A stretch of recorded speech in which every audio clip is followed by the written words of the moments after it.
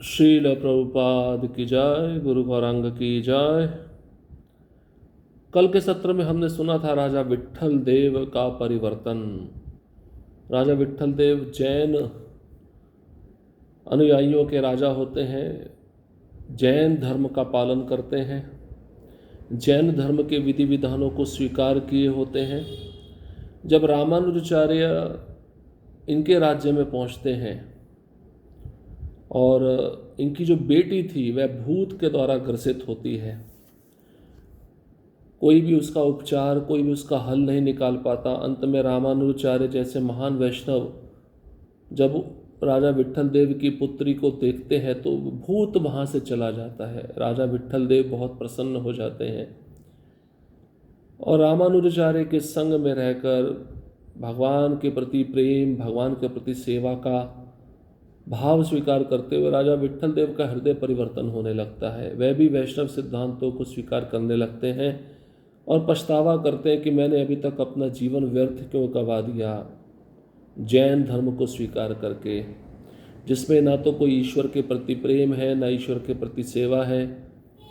इस प्रकार का भाव जैन धर्म में नहीं है। उसके पश्चात उस राज्य के जितने भी जैन पंडित होते हैं वे इकट्ठे होते हैं शास्त्रार्थ करने के लिए रामानुजाचार्य के साथ। रामानुजाचार्य वैष्णव सिद्धांतों को प्रस्तुत करते हैं, लेकिन उन जैनियों के पास में रामानुजाचार्य के वैष्णव सिद्धांतों का खंडन करने के उपलक्ष्य में कोई भी सिद्धांत नहीं होता। इस कारण से राजा विट्ठल देव उन जैन लोगों को समझाते हैं कि अब हमारे पास यही विकल्प है कि हम वैष्णव धर्म को स्वीकार करें, जो हमें भगवान के प्रति प्रेम करना सिखाता है, भगवान के प्रति सेवा करना सिखाता है। उसमें से कुछ जैन धर्म को स्वीकार किए रखते हैं और बाकी वैष्णव सिद्धांतों में चले जाते हैं। राजा विट्ठल देव भी रामानुजाचार्य के शिष्य बन जाते हैं। अब आज का जो विषय है वह है श्री यादवाद्रीपति की खोज। विष्णुवर्धन और उनके पुजारियों के वैष्णव धर्म में दीक्षित होने के बाद यतिराज अपने नए शिष्यों को ठीक से निर्देश देने के लिए कई महीनों तक उस शहर में रहे। फिर केवल उनके साथ श्रीरंगम से आए अनुयायियों के साथ उन्होंने यादवाद्री की यात्रा की। अब राजा विट्ठल देव जो दीक्षित हुए थे उनका नया नाम पड़ा विष्णुवर्धन। विष्णुवर्धन और उनके पुजारियों ने जब वैष्णव धर्म को स्वीकार किया, वैष्णव धर्म में जब वह दीक्षित हो गए, तो रामानुजाचार्य अपने नए शिष्यों को ठीक से निर्देश देने के लिए कई महीनों तक उस राज्य में रुके, उस शहर में रुके। उनके साथ श्रीरंगम से आए अनुयायियों के साथ उन्होंने यादवाद्री की यात्रा की। श्रीरंगम से रामानुजाचार्य के साथ में कई अनुयायी, कई शिष्य आए थे। उन्होंने यादवाद्री की यात्रा की। उनके आगमन के कुछ दिनों बाद रामानुजाचार्य एक तुलसी के बगीचे से गुजर रहे थे जब उन्होंने देखा कि एक बाम्बी के नीचे से कुछ असामान्य वस्तु दिखाई दे रही है। अपने अनुयायियों को बुलाकर उन्होंने उस स्थान पर खोद दिया और उन्होंने पाया कि वह भगवान नारायण की एक सुंदर मूर्ति थी। उन्होंने उस मूर्ति को साफ किया और फिर एक मंदिर में स्थापित किया। अब रामानुजाचार्य जब यादवाद्री के स्थान पर आए, कुछ दिनों के बाद रामानुजाचार्य तुलसी के बगीचे से निकल रहे थे। रामानुजाचार्य ने देखा कि एक बाम्बी के नीचे से कुछ असामान्य वस्तु दिखाई दे रही है। तो अपने अनुयायियों को बुलाकर रामानुजाचार्य ने उस स्थान को खुदवाया। जैसे उस स्थान को खोदा गया, उस स्थान पर भगवान नारायण की एक सुंदर मूर्ति पाई गई। उस मूर्ति को अच्छे से साफ किया गया और फिर एक मंदिर में स्थापित कर दिया गया। शहर के पुराने निवासियों ने स्मरण दिलाया कि उनके पिता यादवाद्रीपति के नाम से जाने वाले शिव विग्रह के बारे में बात कर रहे थे, जिनकी पहले वहाँ पूजा की जाती थी। जब उग्र मुसलमानों की एक सेना ने इस भूमि पर हमला किया, उन्होंने कहा शहर के सभी निवासी आतंक के कारण भाग गए। ब्राह्मणों ने श्री विग्रह को कहीं छिपा दिया ताकि आक्रमणकारियों को उन्हें पकड़ने से रोका जा सके। उस समय से किसी ने भी भगवान यादवाद्रीपति को नहीं देखा है। आपकी भक्ति की महानता के कारण ऐसा लगता है कि भगवान ने स्वयं को एक बार फिर से प्रकट करने की इच्छा की है। तो जब मूर्ति मिली भगवान नारायण की, मंदिर में स्थापित कर दिया गया इस मूर्ति को, तो वहाँ के निवासियों ने बताया, स्मरण दिलाया रामानुजाचार्य को कि यादवाद्रीपति, जो उनके पिता के नाम से जाने वाले शिव विग्रह थे, जिनकी पहले वहाँ पूजा की जाती थी, कुछ मुसलमान जो उग्र स्वभाव के थे, एक सेना के साथ लेकर इस भूमि पर आए, हमला किया। और निवासियों ने यह भी कहा कि शहर के जितने भी लोग थे उन मुसलमानों के आतंक के कारण भाग गए, उनको अपनी जान बचानी थी। और ब्राह्मण जो पुजारी थे, जो उस विग्रह की पूजा करते थे, जिनका नाम यादवाद्रीपति था, तो उन आक्रमणकारियों से छिपाने के लिए पुजारियों ने उस विग्रह को जमीन में खोद दिया, दफना दिया, जमीन में उनको गाड़कर विग्रह को छिपा दिया गया। उस समय से किसी ने भी भगवान यादवाद्रीपति को नहीं देखा था। लेकिन अब वहाँ के निवासी रामानुजाचार्य को कहते हैं कि आपकी भक्ति की महानता के कारण भगवान ने स्वयं एक बार फिर अपने को प्रकट किया है। आपकी इच्छा से ही भगवान प्रकट हुए हैं। रामानुजाचार्य ने तब वरिष्ठों के शब्दों की पुष्टि करते हुए कहा, यह निश्चित रूप से भगवान यादवाद्रीपति है, क्योंकि कल रात उन्होंने मुझे एक सपने में दर्शन दिया और अनुरोध किया कि उनकी सेवा को इस स्थान पर फिर से स्थापित किया जाए, जब आप सभी को मिलकर निर्माण करने के लिए काम करना चाहिए, भगवान की पूजा के लिए एक सुंदर मंदिर। रामानुजाचार्य ने कहा, देखिए, निश्चित रूप से ये वही भगवान है जिनकी आप पहले पूजा करते थे, और इन्हीं का नाम यादवाद्रीपति है। कल रात यही भगवान मेरे सपने में आए थे और मुझे दर्शन दिया था, और भगवान ने मुझे अनुरोध किया कि उनकी सेवा को इस स्थान पर फिर से स्थापित किया जाए, उनकी मूर्ति को इसी स्थान पर फिर से स्थापित किया जाए।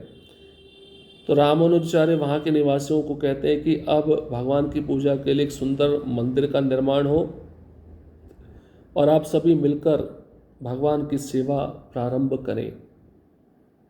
आचार्य के आदेश का पालन करते हुए यतिराज के शिष्यों और सभी नगरवासियों ने काम करना शुरू कर दिया। उसी दिन उन्होंने एक विशाल भूसे के कुटीर का निर्माण किया, जिसमें भगवान यादवाद्रीपति की पूजा की जा सकती थी। रामानुजाचार्य एक महान आचार्य हैं, तो उनका आदेश पाते ही ये निवासी जो स्थान पर रह रहे थे, उन्होंने एक सुंदर मंदिर का निर्माण करना शुरू कर दिया। एक विशाल भूसे के कुटीर का निर्माण किया, जिसमें भगवान यादवाद्रीपति की पूजा प्रारंभ की जा सके।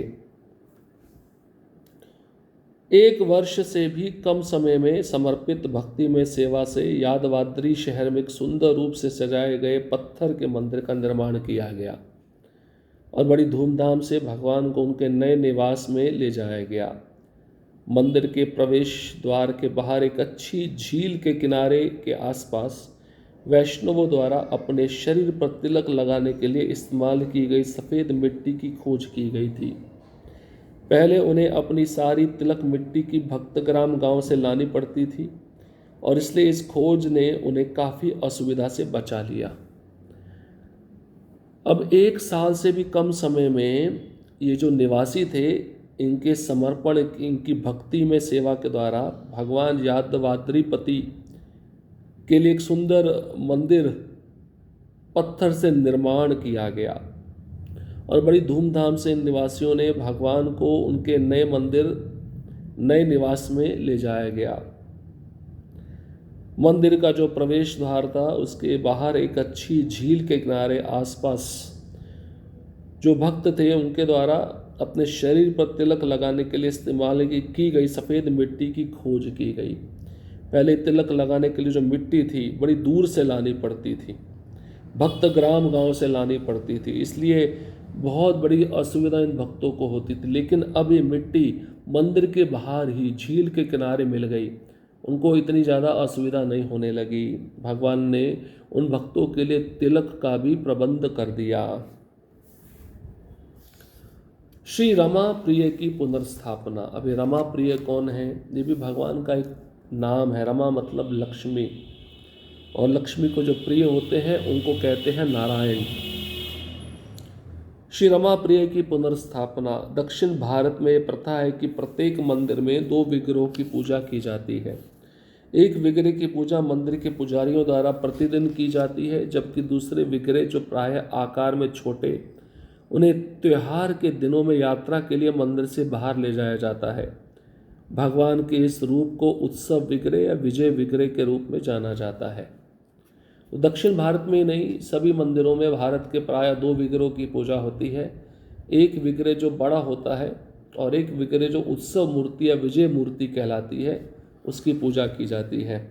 तो उत्सव मूर्ति को त्योहारों के समय मंदिर से बाहर लाया जाता है पालकी में बिठाकर, लेकिन जो बड़ा विग्रह उसको बाहर नहीं ला सकते, उनको मंदिर में ही रखा जाता है। प्रतिदिन विग्रह की पूजा पुजारी करते हैं, और जो दूसरे विग्रह जिनको उत्सव विग्रह कहते हैं, आकार में छोटे होते हैं और भगवान के स्वरूप में उनकी पूजा की जाती है। एक रात नए मंदिर के पूरा होने के कुछ समय बाद श्री यादवाद्रीपति ने अपने सपने में रामानुज को दर्शन दिए और कहा, रामानुज, मैं भक्तों पर अपना आशीर्वाद देने के लिए मंदिर के बाहर जाने में असमर्थ हूँ, इसलिए कृपया मेरे विजय विग्रह को स्थापित करने का प्रयास करें, जिसे रमा प्रिय के नाम से जाना जाता है, जिसे वर्तमान में दिल्ली के सम्राट द्वारा रखा गया है, जिसे मुस्लिम आक्रांताओं द्वारा उत्तर की ओर ले जाया गया था। अब एक रात जब नया मंदिर पूरा हो जाता है भगवान यादवाद्रीपति के लिए, तो यही यादवाद्रीपति भगवान रामानुज के सपने में पुनः दर्शन देने के लिए आते हैं और रामानुजाचार्य को कहते हैं, हे रामानुज, मैं भक्तों पर अपना आशीर्वाद देने के लिए मंदिर के बाहर जाने में समर्थ नहीं हूँ, इसलिए मेरे जो विजय विग्रह हैं, उत्सव विग्रह हैं, उनको स्थापित करिए, जिसे रमा प्रिय नाम से जाना जाता है। भगवान ने नाम भी बताया, रमा प्रिय। और ये जो विग्रह हैं वर्तमान में अभी के समय में दिल्ली के जो सम्राट हैं उनके द्वारा रखे गए हैं, जिसे मुस्लिम आक्रांतों द्वारा उत्तर की ओर ले जाया गया था। भगवान के आदेश का पालन करते हुए यतिराज अगले ही दिन अपने कुछ शिष्यों के साथ दिल्ली के लिए रवाना हो गए। 2 महीने उत्तर की ओर यात्रा करने के बाद वे अंततः उस प्रसिद्ध शहर में पहुंचे। अब भगवान का आदेश है तो भक्त निश्चित रूप से पूरा करते हैं, चाहे कितनी भी कठिनाई क्यों ना आए। भगवान के आदेश का पालन करते हुए रामानुजाचार्य अगले ही दिन अपने कुछ शिष्यों के साथ दिल्ली के लिए रवाना हो गए और 2 महीने में इन्होंने दिल्ली की यात्रा पूरी की। 2 महीने उत्तर की यात्रा करने के बाद भगवान ने जिस विग्रह का उल्लेख जिस स्थान पर किया था, रामानुजाचार्य अपने शिष्यों के साथ अंततः उस प्रसिद्ध शहर में पहुंच गए। तो भगवान स्वयं आकर रामानुजाचार्य को उपदेश दे रहे हैं कि मुझे निकालिए, मेरी स्थापना करिए, मेरी सेवा करिए। हाँ, अब शायद बड़े विग्रह तो बाहर नहीं आ सकते हैं, इसलिए उत्सव विग्रह चाहिए। वह उत्सव विग्रह कहाँ मिलेंगे, किस स्थान पे मिलेंगे, कौन से शहर में मिलेंगे, भगवान ये सब बातें रामानुजाचार्य को स्वप्न में आकर बता रहे हैं। और रामानुजाचार्य की जो ख्याति है, प्रसिद्धि है, यश पूरे संसार में फैला हुआ था। भारत में तो पूरे शहर शहर, नगर नगर, कोने कोने में उनकी ख्याति फैल चुकी थी, क्योंकि उनको शायद ही कोई ऐसा व्यक्ति होगा जो रामानुजाचार्य को उस समय नहीं जानता होगा। कारण बताते हैं, क्योंकि भगवान के इतने शुद्ध भक्त थे, भगवान इनसे आदान प्रदान करते थे, वार्तालाप करते थे, और भगवान की जो भी इच्छा हो रामानुजाचार्य उसको अवश्य पूरा करते थे। इसलिए किसी भक्त को कोई कठिनाई होती थी, वह रामानुजाचार्य के पास आकर अपनी कठिनाई का हल ढूंढते थे। इस प्रकार से रामानुजाचार्य पूरे भारत में उनकी प्रसिद्धि, उनका यश फैल चुका था। अब ये जो विग्रह है इसको लेने के लिए रामानुज गए तो हैं, लेकिन वहाँ की जो राजकुमारी है वह इस विग्रह से बहुत प्रेम करती थी, उस विग्रह को वह ले जाने नहीं देगी। अब राजकुमारी के लिए एक विशेष संकट पैदा होने वाला है। तो राजकुमारी के लिए क्या संकट पैदा होगा, रामानुजाचार्य उस विग्रह को वहाँ से ला पाएंगे या नहीं ला पाएंगे, और इस स्थान पर यादवाद्रिपति भगवान के मंदिर में उस उत्सव वगैरह की स्थापना कर पाएंगे नहीं कर पाएंगे, इसको हम अगले सत्र में श्रवण करेंगे। हरे कृष्णा कृष्ण कृष्णा हरे हरे, हरे राम राम राम हरे हरे। श्रील प्रभुपाद की जय, गुरु गौरंग की जय।